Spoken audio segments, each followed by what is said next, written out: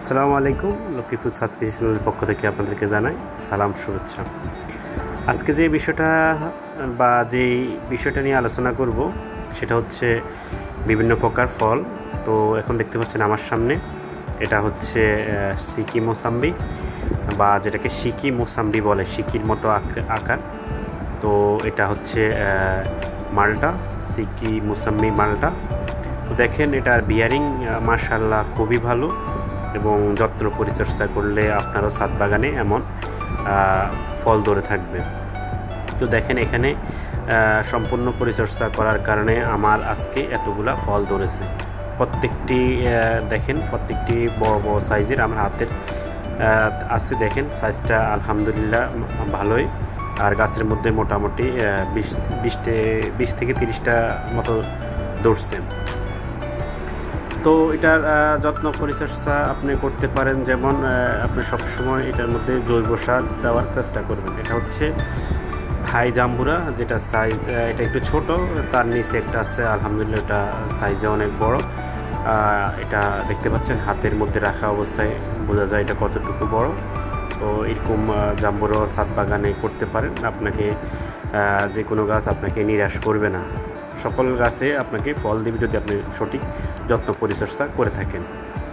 এটা হচ্ছে দার্জিলিং কমলা, যেটা সবচাইতে ভালো মানের এবং সাইজও অনেক বড়, এবং এটা বাংলাদেশের জন্য খুবই একটা জনপ্রিয় একটা কমলা, দার্জিলিং কমলা। আলহামদুলিল্লাহ এই দেখেন সাইজটা মাশাআল্লাহ বড়, আরও বড় হবে। এখনও তো সিজন শেষ হয় নাই, মাত্র সেপ্টেম্বর, এগুলো নভেম্বর মাসে, ডিসেম্বর মাসে পুরোপুরি পরিপক্ক হবে।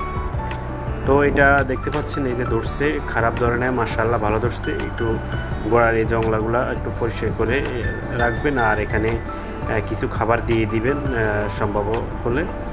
আর গাছের সবসময় এই যে ডালপালা ছড়ানো যেন থাকে, বা একটু জোপালা থাকে, ওই সাইজের গাছে আপনি ছাদ বাগানের জন্য উপযুক্ত হবে। তো এখানে আরেকটা দেখতে পাচ্ছেন, এটা হচ্ছে সিকি মোসাম্বি। এখানেও ধরছে, একটু ছায়ার কারণে এটা একটু কমে ধরেছে বলতে গেলে অন্য গাছের তুলনায়। এটা একটু ছায়াযুক্ত স্থানে পড়ার কারণে একটু ধরেছে কম। এমনি গাছের আলহামদুলিল্লাহ গ্রোথ ভালো, গোড়ায় পর্যাপ্ত খাবার আছে, কিন্তু তার রৌদ্রটা একটু কম পড়ার কারণে এটা একটু কম ধরে থাকে। আর এটা ডালপালা, সবসময় বলে থাকি ছাদ বাগানের জন্য একটু ডালপালা একটু জোপালো যেন হয়, ওরকম একটা গাছ তৈরি করবেন। এটা হচ্ছে চায়না কমলা। দেখেন এটার বিয়ারিংও আলহামদুলিল্লাহ খুবই ভালো। একটি ছোট ডালে কতগুলো ধরেছে দেখেন, মাশাআল্লাহ অনেকগুলাই ধরেছে। আর এর ভিতরেও অনেকগুলো আছে, যেটা ক্যামেরার মধ্যে হয়তো দেখা যায় না। যদি পাকা হতো তাহলে অবশ্যই দেখতে পেতেন, যদি এটা একবারে কমলাটা পেকে যেত তাহলে অবশ্যই দেখতে পেতেন। তো এটা দেখেন আলহামদুলিল্লাহ সুন্দর একটা গাছ, একটু ঝুঁকে পড়ছে কারণ কমলার ভারে একটু ঝুঁকে গেছে। আর দেখেন এখানে একটি ডালের মধ্যে প্রায় 8 থেকে 10টা ধরেছে। এটা হচ্ছে ল্যাংসা সবেদা। ল্যাংসা সবেদা এখন ধরেছে, এখানে একটু কমে ধরেছে কারণ এখন অসময়ে, তো এগুলা ধরেছে অসময়ের মধ্যে। আলহামদুলিল্লাহ দেখেন প্রায় পুরোপুরি গাছে না, কিছু কিছু ডালে এখন এই সবেদা আছে।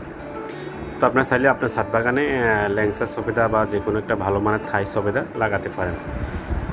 তো দেখেন এখানে খুব সুন্দর ছাদ বাগানের পরিবেশটাই খুব সুন্দর করে রেখেছি। এই মালটা গাছটা দেখতে অনেক সুন্দর, খেতে যতটুকু ভালো লাগবে না, দেখতে অনেক সুন্দর লাগে তার চেয়ে বেশি। এটা হচ্ছে চায়না কমলা।